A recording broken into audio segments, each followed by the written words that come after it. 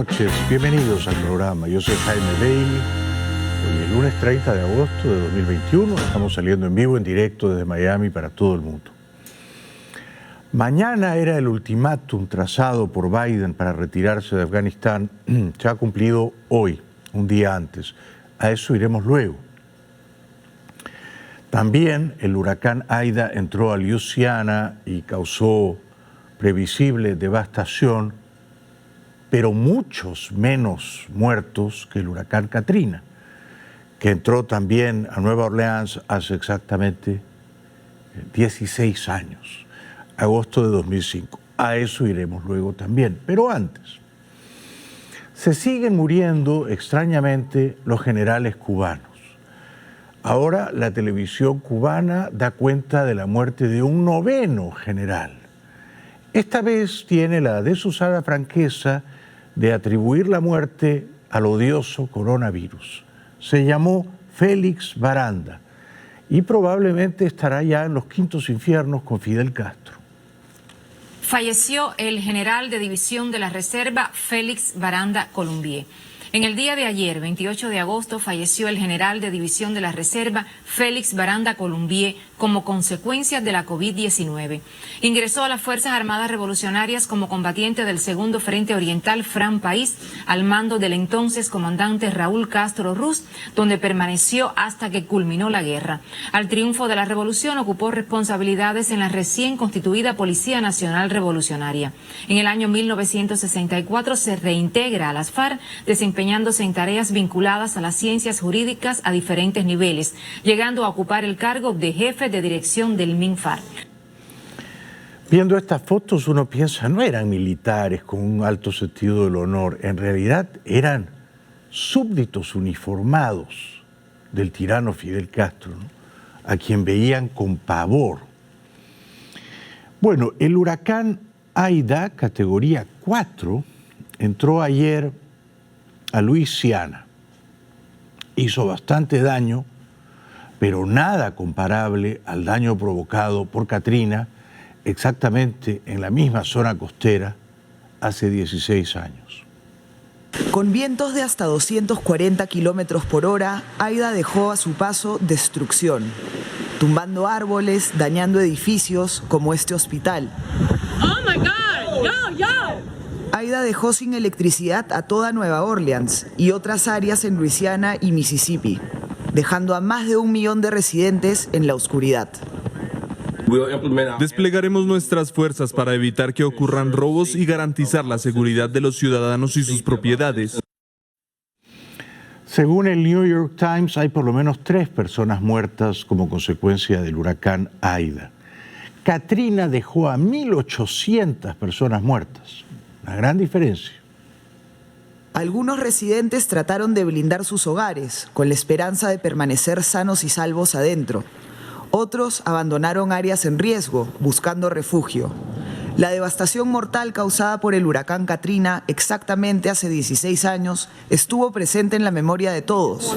Solo queremos irnos rápido para poner a los niños a salvo. El pronóstico indicaba que Aida se debilitaría rápidamente. Fuertes lluvias han elevado los niveles de agua en Alabama, con equipos de rescate listos para tomar acción apenas las condiciones climáticas les permitan despegar. 2 de los 3 fallecidos murieron porque les cayeron árboles encima. ¿Cómo es, no? Uno era un hombre que había salido a manejar imprudentemente y le cayó encima un árbol y lo mató. Y el otro era un individuo que vivía cerca de Baton Rouge y le cayó también un árbol sobre el techo de su casa y lo mató. Katrina mató a muchísima gente más, 1.800 personas, porque no funcionó entonces el sistema de diques, de contención de las aguas chúcaras del mar que lo inundaron todo en aquella ocasión. Esta vez los diques funcionaron. Las autoridades dicen que han hecho todo lo que pueden hacer para evitar una tragedia del nivel de Katrina y evitar repetir la misma historia. Se han invertido miles de millones de dólares, más de 14.000 millones en nuestro sistema de protección de diques. Tenemos más tecnología y ciencia sobre estos avances.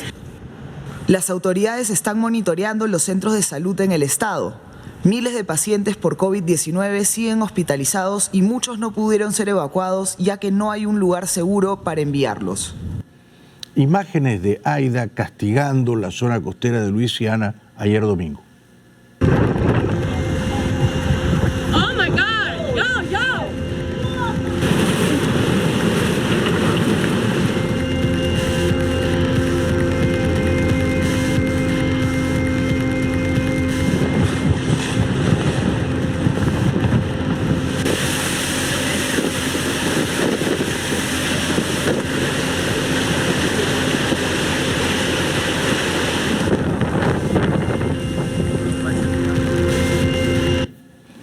Se informa que el huracán entró por 2 puntos de la costa de Luisiana.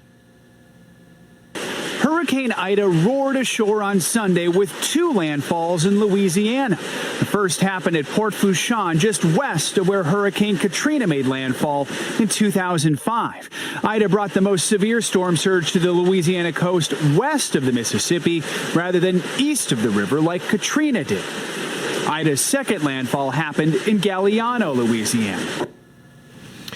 A pesar de que Aida es un huracán o fue de categoría 4 y Katrina de una categoría inferior, 3, Katrina mató a 1.800 personas y Aida de momento a solamente 3. Comparing the size, Hurricane Ida was stronger than Hurricane Katrina. Ida made landfall as a powerful Category 4 major hurricane, packing 150-mile-an-hour winds. Katrina came ashore as a Category 3 hurricane with winds of 125 miles an hour. The flood threat from Hurricane Ida is expected to be worse as well, with perhaps as much as 20 inches of rain in some places. Katrina brought 5 to 10 inches of rain, with some pockets of 12 inches in some places. Yo viví aquí en Miami el huracán Andrew, el huracán Andrés. Y lo más peligroso de quedarte en tu casa, porque tú dices, bueno, no voy a un refugio, me quedo en mi casa, no me va a pasar nada.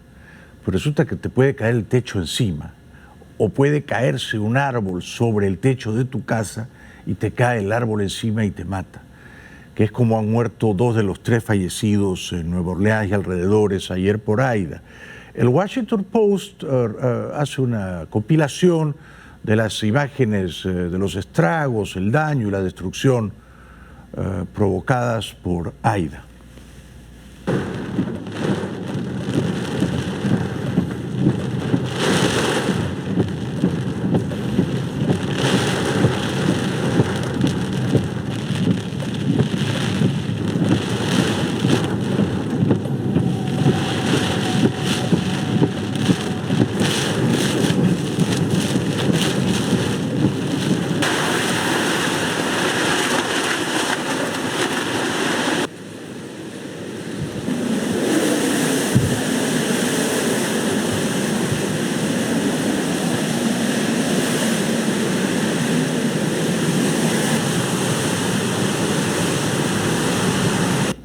Cuando se caen, claro, los postes de luz y los árboles frondosos, uno sabe que el huracán ha sido feroz, ¿no? Este es el recuerdo que tengo de Andrew.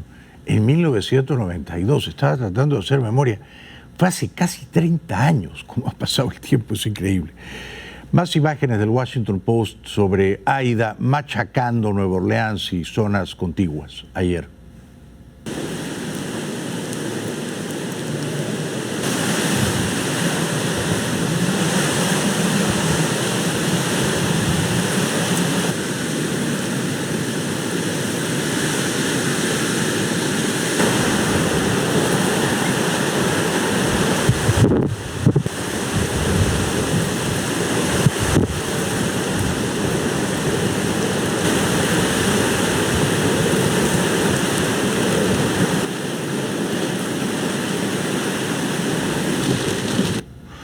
Nueva Orleans, como los Países Bajos, tiene la dificultad de que el mar se puede meter con mucha facilidad, pero esta vez los diques sirvieron como contención. El presidente Biden, que es un exhausto administrador de tragedias, una tragedia sobre la otra, informó de que Aida había dejado a por lo menos 1 millón de personas sin luz y a 200.000 personas sin hogar. And we know Hurricane Ida had the potential to cause massive damage. And that's exactly what we saw. We already know there's been at least one confirmed death, and that number is likely to grow. And we've got 1 million people in Louisiana without power. And for a time, Ida caused the Mississippi River to literally change its direction. And some folks are still dealing with the storm surge and flash flooding. And there are roads that are impassable due to debris and down power lines.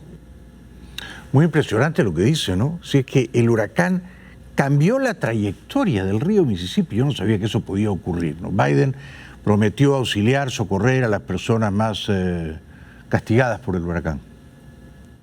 And we need people to continue to shelter in place if it's safe for them to do so.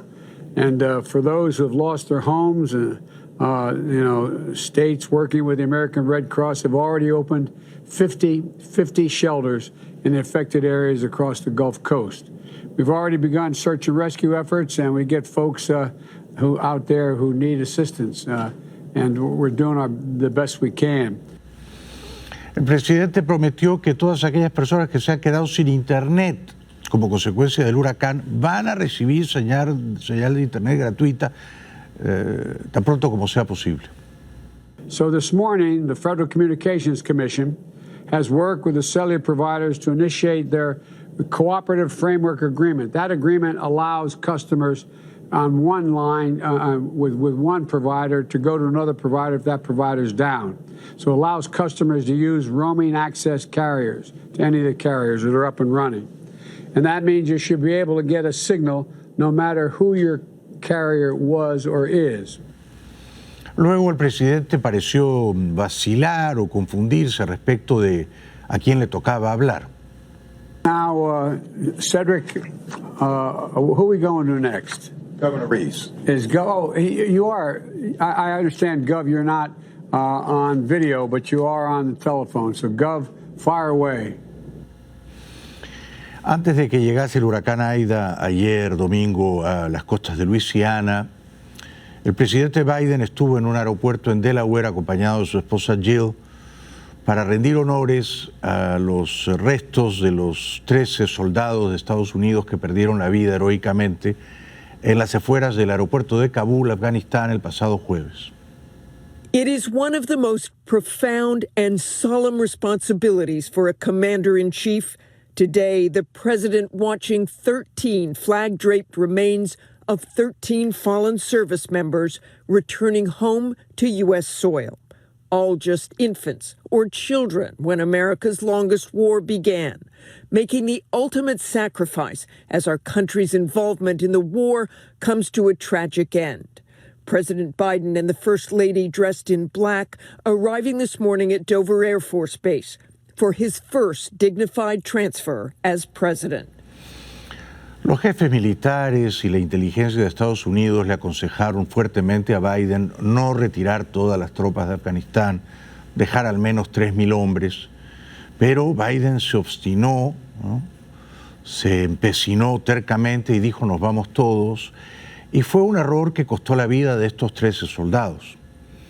Eso debe de pesar en la conciencia de Biden al ver avanzar los ataúdes de los 13 héroes cuyos restos fueron llevados a sus respectivas familias aquí en los Estados Unidos.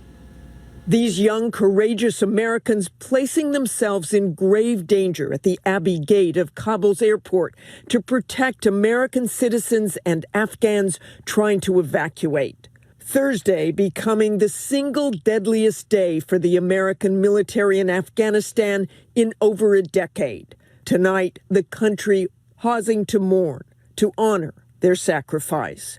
Marine Lance Corporal David Espinoza, just 20 years old. Marine Sergeant Nicole G., 23 years old.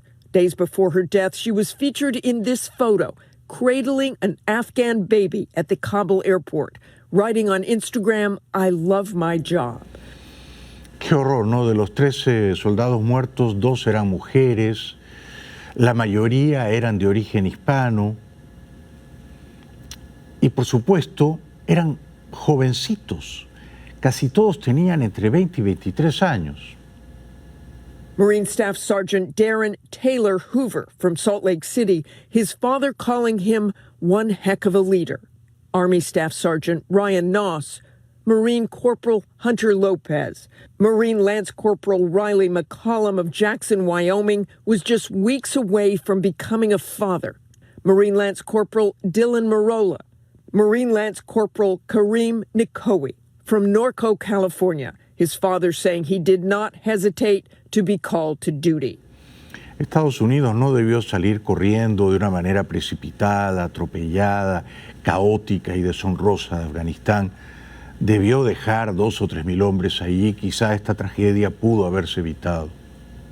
Marine Corporal Deacon William Tyler Page, Marine Sergeant Johanny Rosario Picardo, Marine Corporal Humberto Sanchez, Marine Lance Corporal Jared Schmitz, Navy Corpsman Maxton Soviak.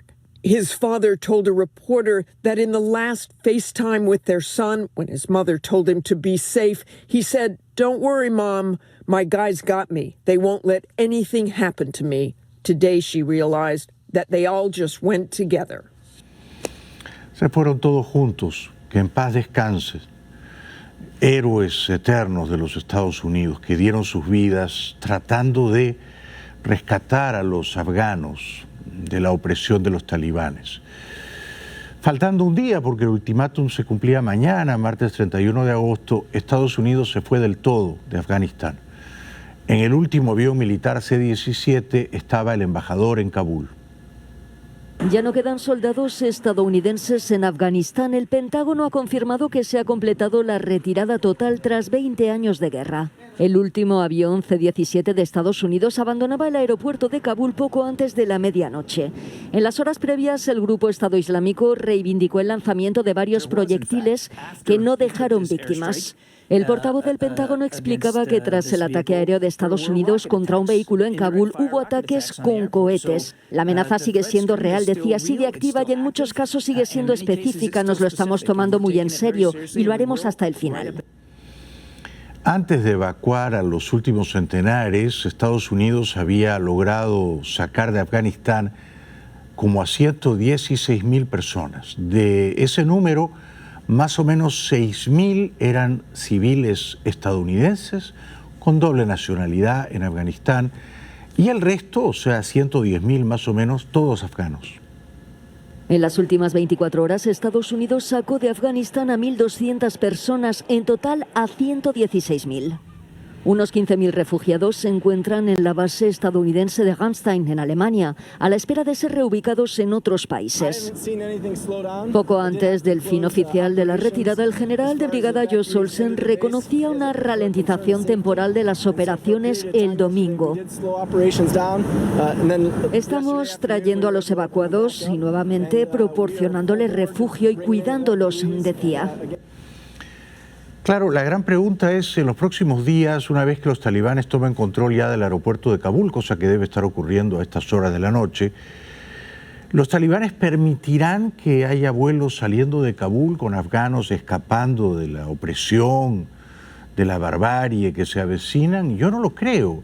Y si los talibanes honran su promesa y permiten aquellos vuelos, ¿quiénes van a operar esos vuelos? ¿Qué aviones van a ir a rescatar afganos? No veo eso ocurriendo en el futuro cercano. Una pausa, será breve, regresamos enseguida con el fin de la catástrofe en Afganistán, una guerra que le tomó a Estados Unidos 20 años y que acabó con Biden rindiéndose y escapando de una manera precipitada. Estados Unidos ha perdido más o menos 2.400 hombres en Afganistán. En Irak ha perdido casi el doble, 4.400. Son números, por supuesto, dolorosísimos, ¿no? Pero muy inferiores a las guerras europeas. En la primera guerra, Estados Unidos perdió a 116.000 hombres y la ganó. En la segunda guerra perdió a poco más de 400.000 y la ganó. Ahora en Afganistán ha perdido a 2.400 y ha perdido la guerra deshonrosamente. En Vietnam perdió la guerra y perdió a más o menos 58.000 hombres. Y en Corea nunca se sabe si ganó, perdió o empató y fallecieron por lo menos 36.000 soldados de Estados Unidos. De manera que cuando se dice esta ha sido la guerra más larga de Estados Unidos, 20 años, eso es verdad.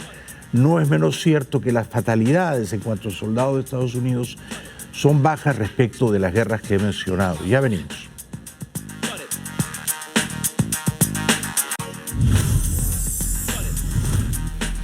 Bienvenidos de vuelta. Hoy por la tarde, el general de Estados Unidos, jefe militar del Pentágono, McKenzie, informó que la misión de retirarse del todo de Afganistán había sido cumplida a las 3:29 de la tarde, hora del este. Hoy, lunes 30 de agosto, o sea, 3:29 de la tarde, hora de Nueva York o de Miami. Kabul son 8 horas más. O sea que eran casi las 11:40 de la noche en Kabul, a pocos minutos de la medianoche, a pocos minutos del ultimátum del 31 de agosto, trazado temerariamente por Biden, aunque los defensores de Biden dicen que ese ultimátum fue fijado en febrero del año pasado, 2020, cuando emisarios del entonces presidente Trump firmaron un tentativo acuerdo de paz con los talibanes, ahora en el poder, en pleno poder, irrestricto poder en Afganistán. Good afternoon, everyone. I'm here to announce the completion of our withdrawal from Afghanistan and the end of the military mission to evacuate American citizens, third country nationals, and vulnerable Afghans. The last C-17 lifted off from Hamid Karzai International Airport on August 30th, this afternoon, at 3:29 p.m. East Coast time. And the last manned aircraft is now clearing the airspace above Afghanistan. We will soon release a photo of the last C-17 departing Afghanistan with Major General Chris Donahue and the U.S. Ambassador to Afghanistan, Ross Wilson, aboard. Es una guerra que se ha perdido, es una guerra de la cual Estados Unidos se ha rendido. Ahora bien, ¿es una guerra que ha terminado? Sobre esto caben dudas, ¿no? Si hay más o menos pronto un atentado terrorista de Al-Qaeda o del Estado Islámico contra objetivos de Estados Unidos en el mundo, nos daremos cuenta dolorosa, trágicamente, de que la guerra no ha concluido. Ha concluido la presencia militar de Estados Unidos en Afganistán, pero no sé si la guerra. Y el general McKenzie dice seguirán saliendo afganos en los próximos días, porque los talibanes nos lo han prometido. Pero ¿de qué manera van a salir? ¿Quién va a llevar los aviones y pilotearlos y costear el financiamiento de esos vuelos? ¿Cómo van a salir por ventura los afganos que se han quedado allí, abandonados por Estados Unidos, muchos de ellos ex colaboradores de Estados Unidos? ¿Cómo? ¿Quién los va a sacar? While the military evacuation is complete, the diplomatic mission to ensure additional U.S. citizens and eligible Afghans who want to leave continues. And I know that you have heard, and I know that you're going to hear more about that from the State Department shortly. Tonight's withdrawal signifies both the end of the military component of the evacuation, but also the end of the nearly 20-year mission that began in Afghanistan shortly after September 11th, 2001. Añade entonces McKenzie que esta misión no supuso un bajo costo para Estados Unidos.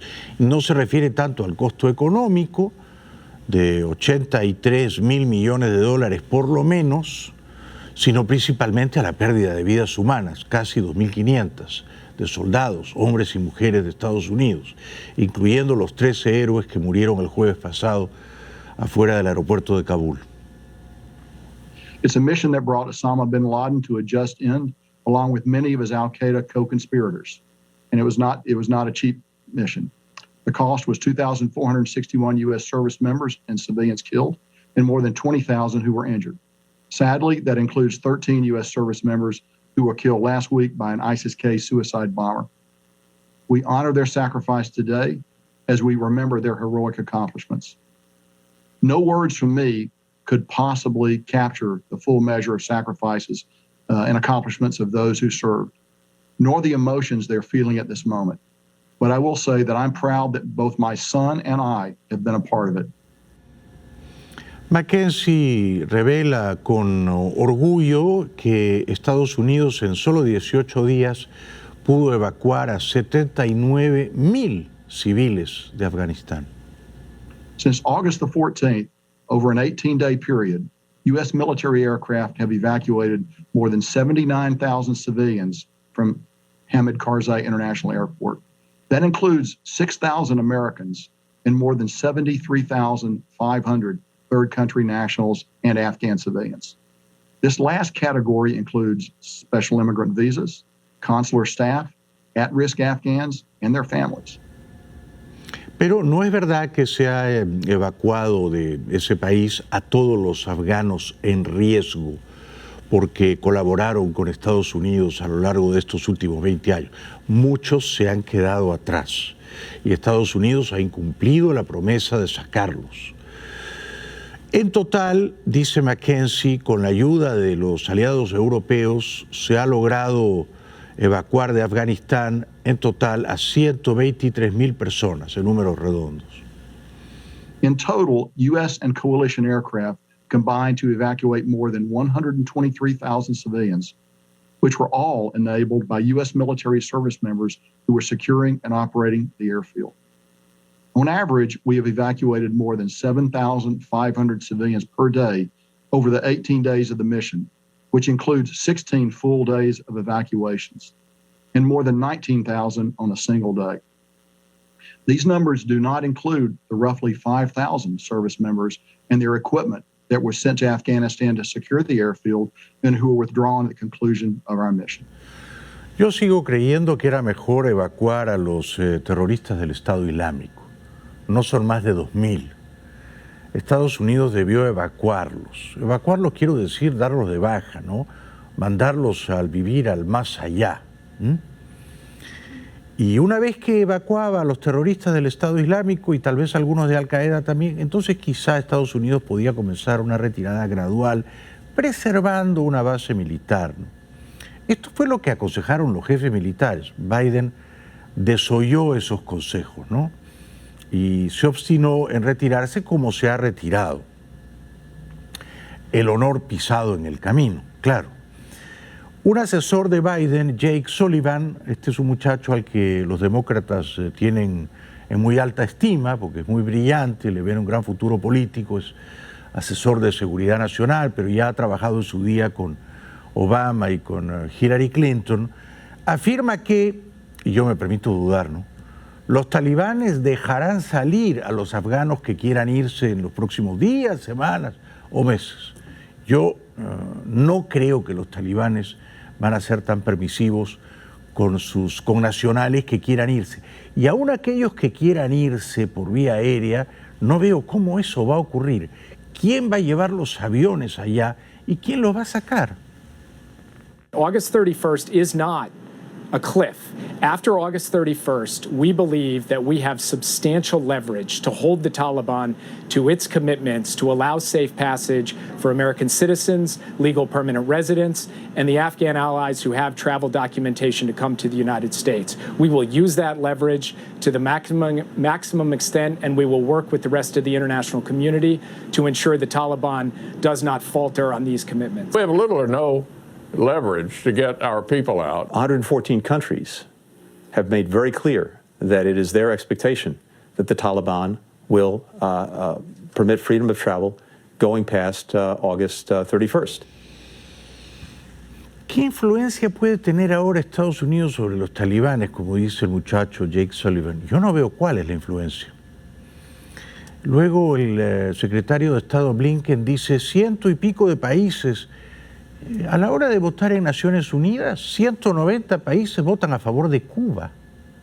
Entonces, el número de países que votan a favor o en contra tampoco me dice nada, ¿no? Los talibanes son ahora amos y señores de Afganistán y van a imponer la ley islámica fundamentalista, puritana, intolerante. Esto va a ocurrir. No van a dejar que los afganos sigan saliendo como han salido en las últimas 2 o 3 semanas, ¿no? Mitt Romney, que es un hombre inteligente, ¿no?, ex candidato presidencial, republicano, ahora senador por Utah, dice que Biden debió escuchar a los jefes militares y dejar 3,000 hombres ahí en Afganistán para que no ocurriera esto que ocurrió, ¿no? The idea that we would keep several thousand troops in Afghanistan as long as necessary to keep us more safe is, of course, the appropriate policy to take. But these political slogans come in the way, and endless wars. The war is not ended when only one party pulls out and the others are continuing to fight, and now fight with more aggression. In terms of having an on-the-ground diplomatic presence on September 1st, that's not likely to happen. But what is going to happen is that our commitment to continue to help people leave Afghanistan who want to leave and who are not out by September 1st, that endures. There's no deadline on that effort. Romney tiene razón, Blinken no tiene razón. Romney dice la guerra no ha terminado, una de las partes se ha retirado. Pero la guerra no ha terminado. La guerra de estos terroristas islámicos no va a terminar. Es una guerra interminable, infinita. Nos consideran infideles y nos quieren matar. Entre tanto se quieren matar también entre ellos, ¿no? Lo del Estado Islámico con los talibanes y lo del Estado Islámico con los de Al Qaeda. Muy bien, sí, cómo no. Pero la guerra contra Estados Unidos no ha terminado. Y Blinken dice, nuestro compromiso perdura con los afganos que quieran salir. No les tome el pelo, señor Blinken. ¿De qué manera va a honrar Estados Unidos ese compromiso? Hay centenares, si no millares, de afganos que se han quedado atrás, que querían salir. Estados Unidos no los ha sacado porque tenía que cumplir el ultimátum de Biden. ¿Cómo los va a sacar ahora? ¿De qué manera va a honrar el compromiso que perdura después de mañana? Son palabras, ¿no? Las palabras se las lleva el viento. Más críticas a Biden y a Blinken por esta salida atropellada de Afganistán y porque no hay un plan después de, es decir, todo queda en manos de los talibanes. We realized that we did not have that leverage. We were wholly dependent on the cooperation of the Taliban. There is clearly no plan. There has been no plan. Their plan has basically been happy talk. People have died and people are going to die because President Biden decided to rely on happy talk instead of reality. We've been very actively planning for what would be necessary to keep the airport functioning, either to have it function right immediately after the 31st or, if necessary, to take the steps required to reopen it. Biden no quiere contestar preguntas sobre Afganistán. Thank you very much, and thank you, Commissioner. I really think it all works. I'm not supposed to take any questions, but go ahead. Mr. President, on Afghanistan? I'm not going to answer Afghanistan now. Can you say if there's still an acute risk is like a torture?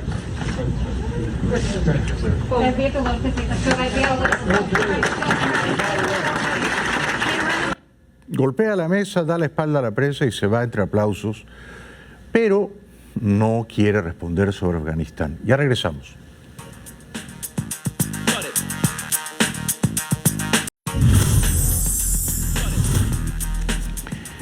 Bienvenidos de vuelta. Sabemos que después de la horrible matanza perpetrada por terroristas del Estado Islámico el jueves pasado en las afueras del aeropuerto de Kabul, en la cual murieron 13 soldados de Estados Unidos, pero casi 200 civiles afganos, muchas mujeres y niños, Estados Unidos tomó una primera represalia y envió un misil que mató a 2 terroristas.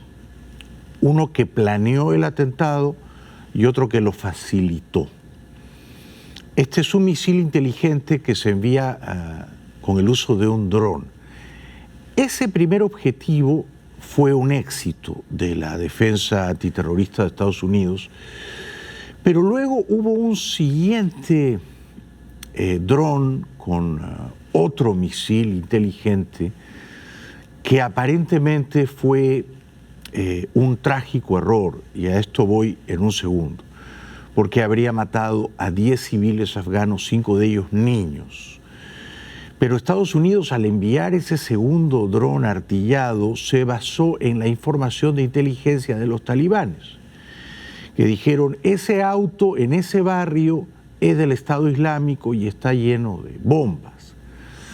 No se sabe entonces si fue o no un error de Estados Unidos. Esto se está investigando, ¿no? O si el auto estaba efectivamente artillado, lleno de misiles, de bombas, pero al estallar el auto también murió gente inocente en los alrededores. Vamos entonces a eso. Military planes took off from Kabul airport on Monday as foreign withdrawal from Afghanistan rushed into its final stage.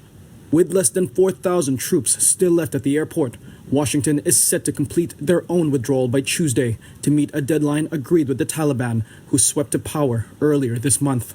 That will put an end to 2 decades of U.S. military involvement there and also its longest war. But the race to complete evacuation has become more urgent. On Monday, anti-missile defenses intercepted as many as 5 rockets that were fired at the airport on Monday morning, according to a U.S. official. Ese auto calcinado, chamuscado, estaba en efecto lleno de cohetes. Y desde ese auto se lanzaron cohetes del Estado Islámico cuyo objetivo era el aeropuerto de Kabul, pero esos cohetes fueron destruidos en el aire. Aparentemente hubo otro auto que también fue bombardeado por drones inteligentes de Estados Unidos. Ese otro auto quizás fue un error de inteligencia. Video obtained by Reuters shows a vehicle, which Afghan media reports say was where a rocket was fired from. Local media say several rockets struck different parts of the Afghan capital. One U.S. official that chose to remain anonymous told Reuters that initial reports did not indicate any U.S. casualties. While the U.S. has evacuated more than 114,000 people, including foreign nationals and at-risk Afghans, tens of thousands of locals face being left behind. Residentes de un cierto barrio de Kabul dicen que les cayó encima un bombazo y murieron 10 civiles inocentes. Kabul residents on Monday criticized recent attacks launched by the United States. A drone attack on Sunday hit a suicide bomber who was aiming to attack Kabul airport, the Pentagon said. But a Taliban spokesman claimed the strike had also killed civilians.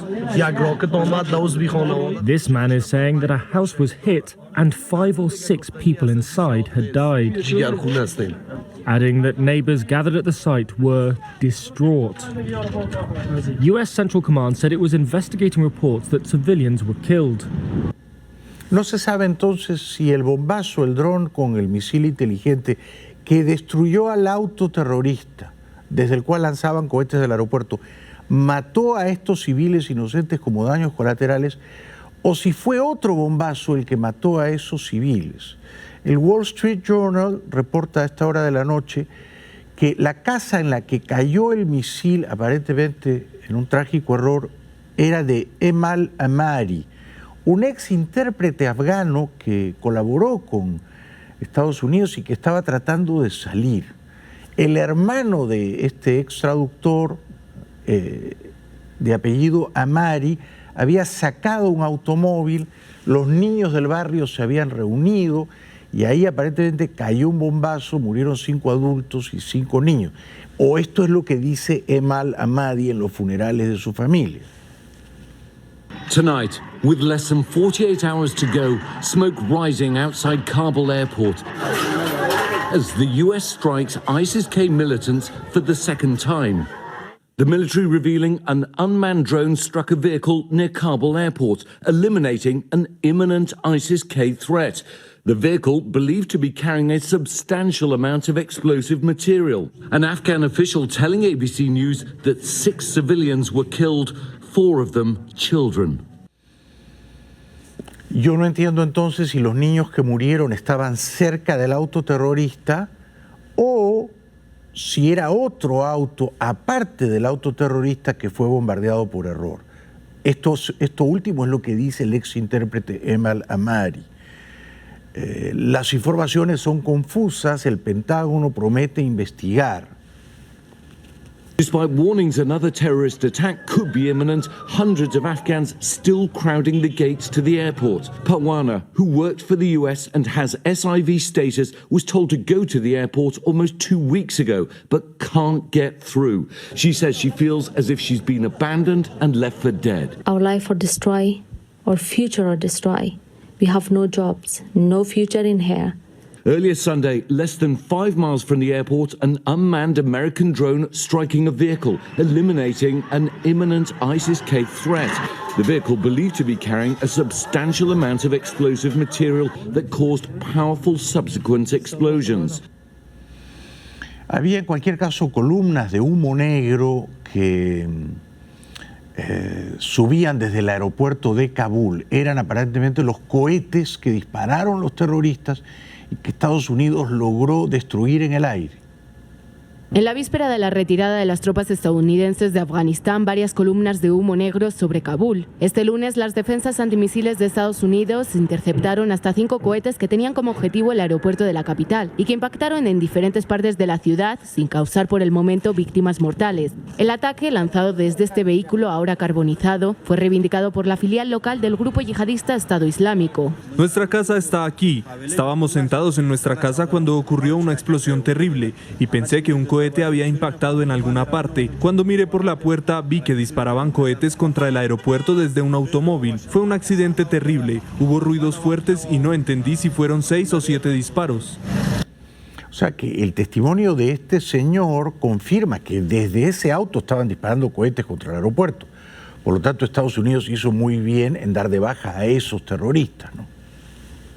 El bombardeo se produce después de que el domingo un dron estadounidense lanzara un ataque contra un vehículo en el que supuestamente se encontraban militantes yihadistas. Si bien el objetivo eran los terroristas del Estado Islámico, al menos 10 civiles, entre ellos 8 menores de edad, fallecieron en el ataque estadounidense, un hecho que ha despertado la ira entre los vecinos y familiares de las víctimas. Cuando llegamos, el coche estaba en llamas y no pudimos encontrar ninguna parte de los que estaban dentro, excepto un pie de un niño de 12 años.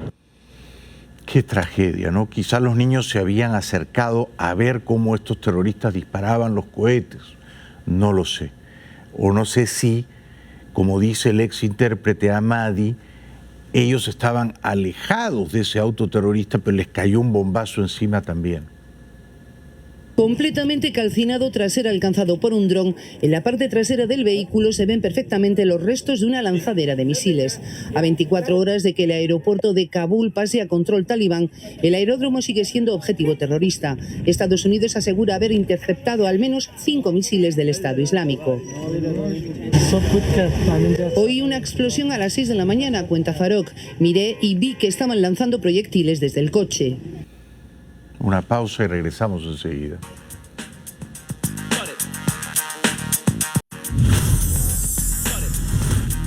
Ya no queda un solo soldado de Estados Unidos en Afganistán y estos señores, los talibanes, nuestros antiguos enemigos, nuestros enemigos todavía, no nos engañemos, ocupan ahora todo el poder. Este es el portavoz de los talibanes. روابط حسنه دیپلماتیک داشته باشیم چون نیازمندی افغان ها است و نیازمندی کشور جنگ دیده ماست که با تمام کشورها روابط ما نرمال و حسنه باشه روابط حسنه میخواهیم روابط دیپلماتیک میخواهیم ولی تجاوز و گذاشتن نیروی نظامی در افغانستان این به معنای دوام اشغال تلقی میشه مردم افغانستان در این مورد حساس است کسایی که در این مورد نظر میدن از افغانستان درست شناسایی ندارن. Pretenden haberse moderado los talibanes. Yo sospecho que el tiempo va a desmentir esa impostura. بناهن ما باوری هستیم که همه حقایق را در خواهد یافتند و وضعیت افغانستان را میخواد دانستند که دیگر تاب جنگ را نداره این کشور حکومت اسلامی ساخته میشه استقلال مردم افغانستان برمیگرده بناهن مردم افغانستان من حیث یک ملت حق زندگی آرام را داره ما در این راستا بسیار تلاش خواهد کردیم و سعی می‌ورزیم تا آرامش کامل به کشور برگردیم. Ahora los afganos huyen por tierra a Irán. Quienes no logran salir por vía aérea lo intentan en las fronteras terrestres. El objetivo es el mismo, huir de Afganistán tras la toma del poder por parte del grupo talibán. Diariamente cientos de afganos cruzan la zona limítrofe con el vecino Irán. Tenemos entre 700.000 viajeros que entran cada día. Y en cuanto a las precauciones que se toman en la frontera con respecto al coronavirus, tomamos muestras. Comprobamos las temperaturas y hacemos osimetrías de pulso a los entrantes. Millares de afganos se han refugiado también en Pakistán. Mohamed Amin acaba de llegar a Pakistán tras huir de los talibanes, que primero capturaron su ciudad natal, Mazar-i Sharif, y luego la capital afgana. Kabul. Cuando los talibanes entraron en Kabul, la gente tuvo miedo y corrió al aeropuerto. Yo observaba desde lejos. La situación era caótica. La gente estaba en estado de pánico. Pensaban que podía pasarles cualquier cosa. Todo el mundo intentaba subir a los aviones. Incluso intentaban trepar por las alas de los aviones. Muchos se cayeron. Tenían mucho miedo. Dice que no tuvo más remedio que salir corriendo por tierra y que muchos más seguirán sus pasos una vez que Estados Unidos deje de transportar por aire a afganos desesperados desde el aeropuerto internacional de Kabul. Este afgano vive en Bélgica con su familia. Tuvieron la mala idea de ir recientemente a Kabul de vacaciones. Tras la caída de Kabul ante los talibanes, Akram se vio atrapado en Afganistán, con su mujer y 4 hijos pequeños. La familia había ido de vacaciones a su país natal, pero el viaje se convirtió en pesadilla. Recuerda la angustia y el miedo vivido antes de ser finalmente evacuado de regreso a Bélgica.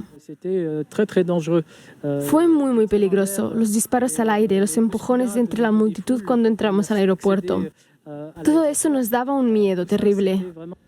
Dice que la crisis económica en Afganistán es terrible.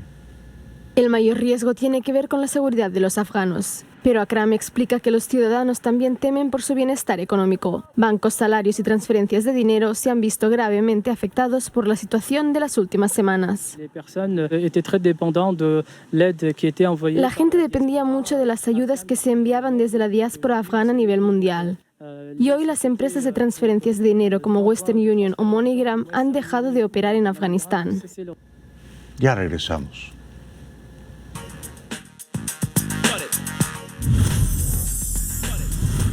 Dos prominentes líderes del movimiento antivacunas contra coronavirus, líderes de la radio, han muerto de coronavirus. As we all know, some people are extremely vocal in opposing COVID vaccines and face masks, and now some of those people are dying from COVID. Conservative radio host Mark Bernier died over the weekend. He called himself Mr. Anti-Vax and told his listeners, "I'm not taking it. Are you kidding me? Mr. Anti-Vax."